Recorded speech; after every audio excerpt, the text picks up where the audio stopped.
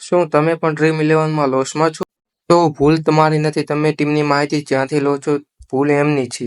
તો તમે જોડાઓ ટીમ પ્રેડિક્શન ગુજરાતી સાથે. અમે આપીશું સારી માહિતી સાથે આત્મનિર્ભર ટીમ.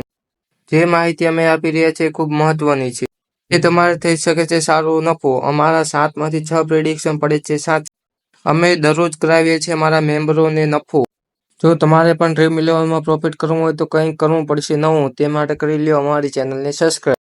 હવે વાત કરીએ આજની મેચની. આજની મેચ છે KKR વર્સિસ પંજાબની. બંને વચ્ચે રમાયેલી કુલ મેચો છે 3, જેમાંથી પંજાબે જીતેલી 2 મેચો છે, જ્યારે KKR જીતેલી મેચ 1 છે. આ માહિતી એ છેલ્લા 2 વર્ષની છે.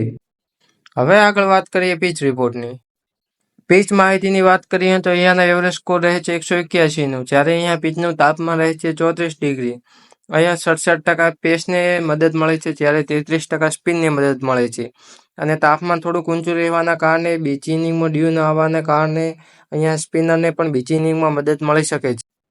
હવે વાત કરીએ તો આ મેદાન પર સારા બેટ્સમેન એમના છેલ્લા 2 વર્ષના રન. શશાંક સિંહ જે અહીંયા 1 મેચ રમેલો છે, જેનું એવરેજ અહીંયા 68નું છે અને જેની સ્ટ્રાઇક રેટ 242ની છે. સિમરન જે અહીંયા 2 મેચો રમેલો છે, જેનું એવરેજ 33નું છે અને અહીંયા તેની સ્ટ્રાઇક રેટ રહે છે 235. વેંકટેશ અય્યર અહીંયા 15 મેચો રમેલો છે અને જેનું એવરેજ 24નું છે, જેની સ્ટ્રાઇક રેટ 144ની રહે છે. રિંકુ સિંઘ અહીંયા 15 મેચો રમેલો છે, જેનું એવરેજ 21નું રહે છે, જેની સ્ટ્રાઇક રેટ 159ની છે. સુનિલ નારાયણ જે KKRનો ઓપનર છે, જેને અહીંયા 15 મેચો રમેલી છે, જેનું એવરેજ 21નું રહે છે, જેની સ્ટ્રાઇક રેટ 167ની રહે છે. આ ડાટા એ છેલ્લા 2 વર્ષનો છે. હવે આજના સારા પિક્સની વાત કરીએ તો સુનિલ નારાયણ એક જે બેટ્સમેન તરીકે તમે રાખી શકો છો. બાકી વેંકટેશ અય્યર કે એ રહાને બંનેમાંથી એકને તમે રાખશો. બંનેમાંથી એક વ્યક્તિ આજ ચાલશે. રમ શ્રીરામ અથવા પ્રિયાંશ આર્યા બંનેમાંથી તમે બંનેને પણ રાખી શકો છો. બંનેમાંથી એકને રાખશો જે અહીંયા આજ સારી ઇનિંગ રમીને જઈ શકે છે. બાકી શ્રેયસ અય્યરના બેટથી પણ એક સારી એવી ઇનિંગ આજે આવી શકે છે.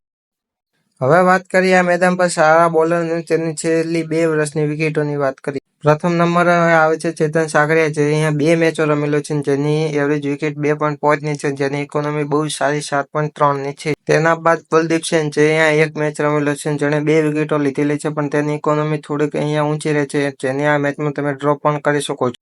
વૈભવ અરોરા અહીંયા 5 મેચો રમેલો છે, જેની એવરેજ વિકેટ 1.4ની છે, જેની ઇકોનોમી 9.4ની છે. તમે અહીંયા 3માંથી એક વૈભવ અરોરાને પિક કરી શકો છો અને બીજા બંનેને આજની મેચમાં ડ્રોપ કરી શકો છો. હવે બીજા બોલરની વાત કરીએ તો તમે હર્ષદીપ સિંહ, હર્ષિત રાણા અને યુઝવેન્દ્ર ચહલને પણ લઈ શકો છો આજની તમારી ટીમમાં, જે અત્યારે સારું પરફોર્મન્સ કરી બતાવશે. 5 મેચના સ્કોરની વાત કરીએ તો અહીંયા પંજાબે એક છેલ્લી મેચ જે હારેલી મેચ પણ જીતીને બતાવી છે, એટલે તમે અહીંયા પંજાબના 1-2 પ્લેયર KKRના પ્લેયર કરતાં વધુ રાખી શકો છો. અહીંયા તમે બંનેની પ્લેઇંગ 11 જોઈ શકો છો, જેમાં આર ગુરબાજ આજ સારો સ્કોર કરી શકે છે.